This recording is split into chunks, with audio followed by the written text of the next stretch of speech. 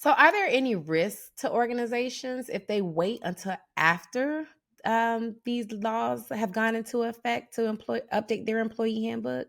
Yeah, they risk fines, and more fines. Plain and simple. If you're not complying with the law, the most relevant and immediate impact could be fines.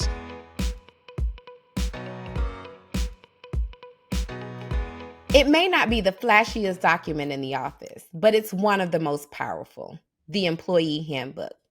It sets expectations, protects your organization, and helps shape the employee experience. So grab your coffee or tea, your legal disclaimers, and maybe a red pen because 2026 is bringing new workplace laws. Some states are raising their minimum wage, while others are implementing AI regulations.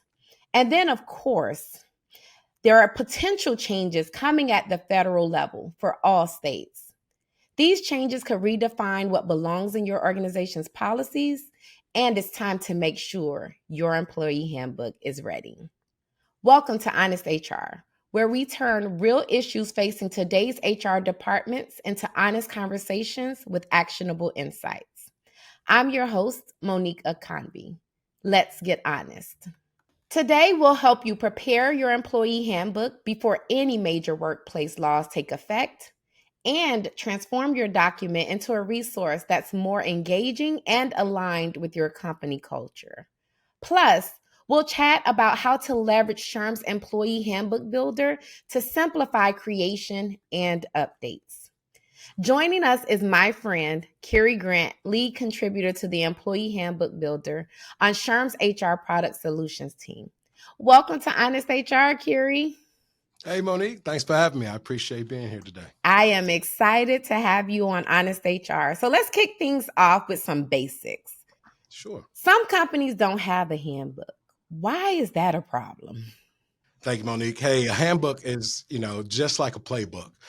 Lets the players know where to go, what the coach wants to call, and really sets the expectation for both the employer and the employees. A good handbook really introduces the culture to the employees and outlines basic day-to-day operations and rules.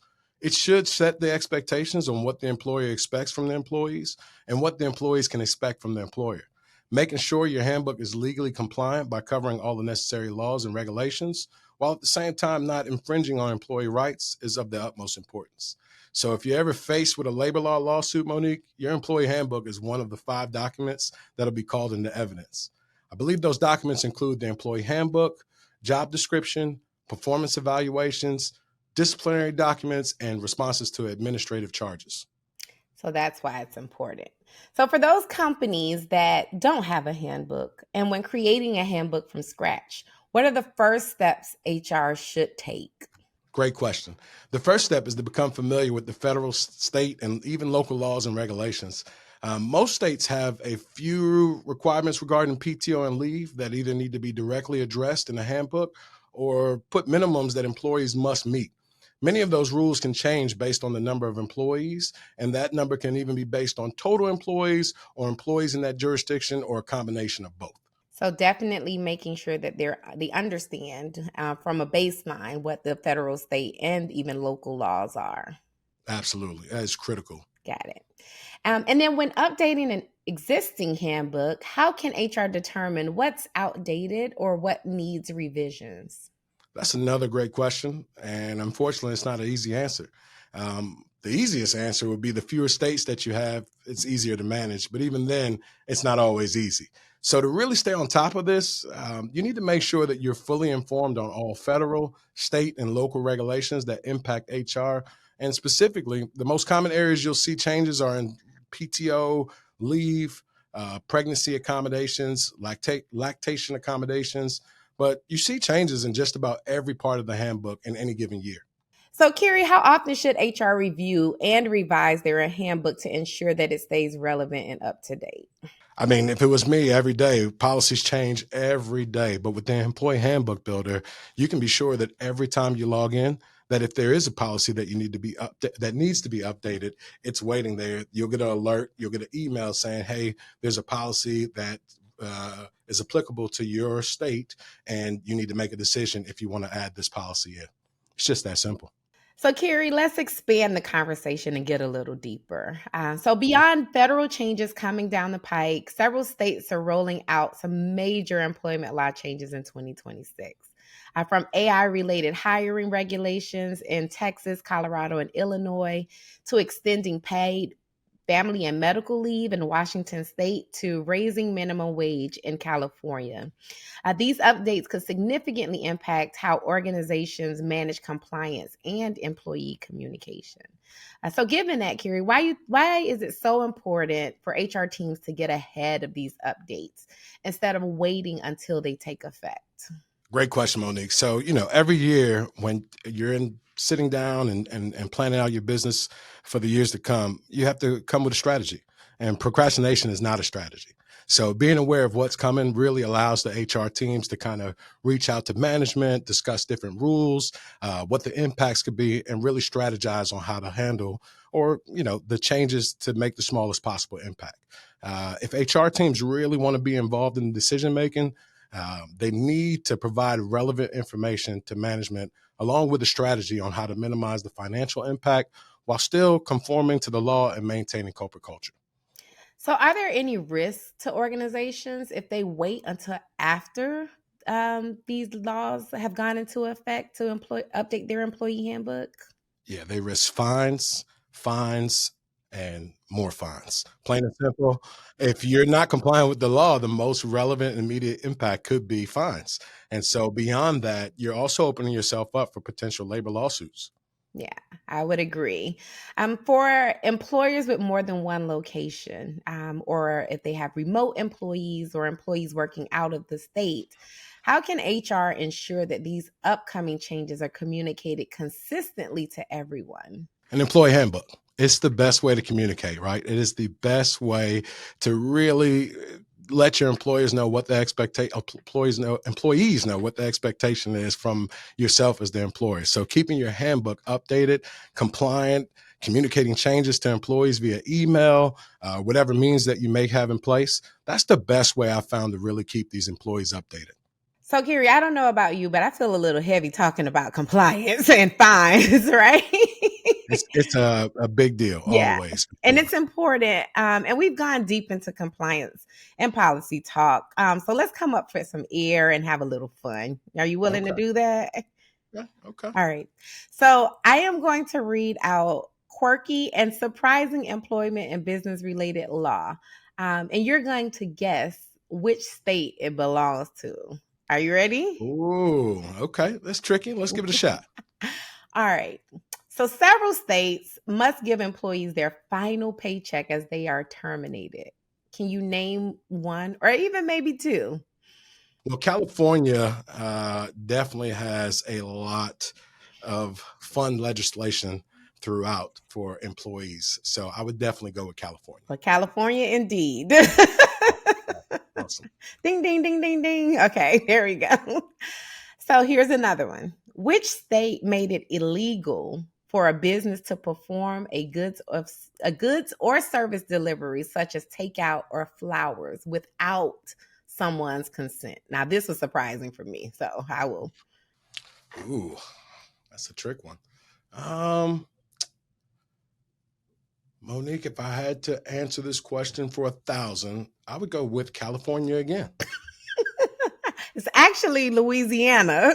Oh, okay. All right. Learn something new every day. Listen, I tell you, the same thing, but then I also have questions. So I'm going to go dig a little deeper around that as well. Right, right. It's very interesting the different laws within the state. I was going to say the same thing. All the more reason, right? All right, last one. Which state made it illegal for a business to serve? Now, get this. Now, brace yourself. Which state made it illegal for a business to serve yellow margarine? And I'm talking about the butter substitute in restaurants unless requested. Well, if I had to guess, I feel like southern states take cooking very seriously. Um, you put that all together. I know Florida has some fun legislation. I'll go Florida. Actually, it's Wisconsin. Wow. It's a good thing I don't have those states in my current area here for sure, or I'd be not in compliance. I will tell you, in all honesty, I thought Cheese Whiz may have been like a big thing for Wisconsin and not butter and margarine, but hey, you never know, right? Indeed, indeed. All right. So enough of the fun stuff. Let's talk about the SHRM Employee Handbook Builder. Those laws might have been entertaining that we just discussed, but they also show just how tricky it can be to stay compliant across states. And that's Indeed. and that's exactly why updating or creating an employee handbook isn't just something that you put off. Updating and creating an employee handbook could feel overwhelming. And trust me, I feel you. I have been there. Between legal compliance, cultural alignment, and actually getting employees to read it, there's a lot to manage. That's where tools like the SHRM Employee Handbook Builder come in. And Kiri, I know that you played a huge part in the development of it. Yeah. So again, Monique, the Handbook Builder was really created in conjunction with Jackson and Lewis, a law firm, one of the leading law firms actually in employment law. Um, they really have been in the HR space and compliance for about 50 years. So the builder has kind of been programmed that once you enter your employee counts, required jurisdictions, federal, state, it'll populate both the required and highly recommended policies for you. After that handbook is complete, the system provides those necessary updates when needed. Usually takes about 30 to 60 days before we see new laws take effect. And these policy updates are provided to you in red line format so that you can see what's changing and either say, you know what, this makes sense for our handbook, or no, it doesn't make sense for our handbook, part of that customization. And then you can accept that, and the update will be in within the next business day. So writing a handbook is really simple 4 or 5 step process. So that dreaded process Yeah, of updating your employee handbook could be solved with the SHRM Employee Handbook Builder, is what I hear. absolutely. So I have $1 million question for you. And this is something that I dealt with when I practiced HR. When it comes to having employees in multiple state locations, should companies with remote employees or multi-state locations have more than one handbook or more than one copy of the handbook? Absolutely. So with the employee handbook builder, you have that option. You can send out one generic handbook for the overall company, or you can send it by state for New York, for California, and different municipalities that you may have within your organization. So let's talk about employee handbooks, and maybe there's just one change that we need to make in the handbook, right? So rather than a requirement to update the entire handbook, when adding new laws into an existing handbook, what's the best way to structure the information so employees can actually understand it? Yeah, so I think that's why you want to use this handbook. It really does outline the impact of each of those laws in an easy to understand language. So, what are some ways that we can customize the employee handbook? Yeah, absolutely. So you can customize, you can add in your company logo if you needed to. You have the ability to send out one handbook to the entire organization in multiple states, or you have the ability to break that down by state and do a handbook for Florida, do a handbook for Georgia. You have the ability to change the format of all the text. From Sanskrit to Times New Roman to all of the fun things that are in your everyday Word documents. Really, the customization options are very easy. Click of the button to get your handbook to where you want it to be. So here is the biggest hurdle, and I know we are preaching to the choir in terms of our audience and the importance of an employee handbook and staying compliant. But what features help the handbook become engaging and encourage employees to actually read it? Right. Great question. So, when I first started working, I was handed a paper manual, said you got to read this, sign at the end. And to be very honest, on my first job at 14, I went right to the end and signed it. The cool thing about this, the handbook is interactive, it's live, it's in your face on your computer. You can access it on your cell phone. It brings it into the 21st century. It makes it real easy to say, okay, I actually want to read through my handbook, acknowledge it, and sign. So, how can HR use feedback from employees to make the handbook more useful and readable? Well, as much as possible, Monique, feedback has to have action behind it. So I would say if I'm an employer and my employees are giving me feedback about my handbook, I should take that feedback to leadership and see if these are things that need to be added or need to be removed from our handbook. The good thing with the employee handbook builder, if you decide to add those things in, it's simple. It's a click. You can also call in the SHRM because you purchased the handbook builder through us. More than happy to walk through with our experts at BLR any policy that wants to be added because it was a suggestion from employees.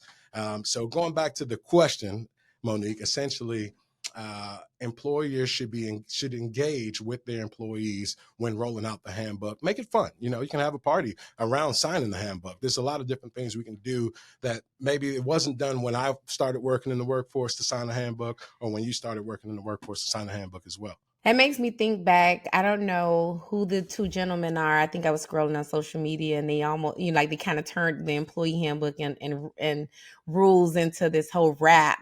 So it made me think about that kind of and bringing it to life. So ways to make it more engaging. So, Kiri, you mentioned culture, and I want to talk about that for a second. How might differences in company culture influence the tone or content of an employee handbook? And are there places to draw the line? So, thinking of like an organization where it's a little more fun and hip in terms of their culture versus an organization where it's a little more serious and traditional. Right. First off, all of those organizations are great, no matter where you stand on the spectrum. However, we don't have different tones, Monique, in the handbook. The language that's used is really designed to be casual, easy to understand by anyone, but also still be compliant with the laws and regulations. There are some complicated laws, if you think about FMLA, harassment, where the language does tend to be a bit more formal due to the subjects being addressed. But you do have the ability to customize the handbook with clip art, headers, footers, watermarks, those type of things to make it fun. But the only way to change the language per se is to rewrite the policies using the provided help notes to be sure that you stay legally compliant. And Monique, I can tell you, I had the privilege at a young age to sit in with an HR team that was developing a handbook, and they wanted a frontline manager's perspective. Mm-hmm. And that process took over 30 days. And I just said to myself, if we had this employee handbook builder back then, 30 days probably would have been maybe 3 days maximum. Wow. Wow. Well, thank you so much for sharing your insights with us, Kiri. That's going to do it for this week's episode of Honest HR. We'll catch you next time. Hello, friends. We hope this week's episode gave you the candid tips and insights you need to keep growing and thriving in your career. Honest HR is part of HR Daily, the content series from SHRM that delivers a daily newsletter directly to your inbox, filled with all the latest HR news and research. Sign up at shrm.org/HR Daily, plus follow SHRM on social media for even more clips and stories. Like, share, and add to the comments, because real change starts with real talk.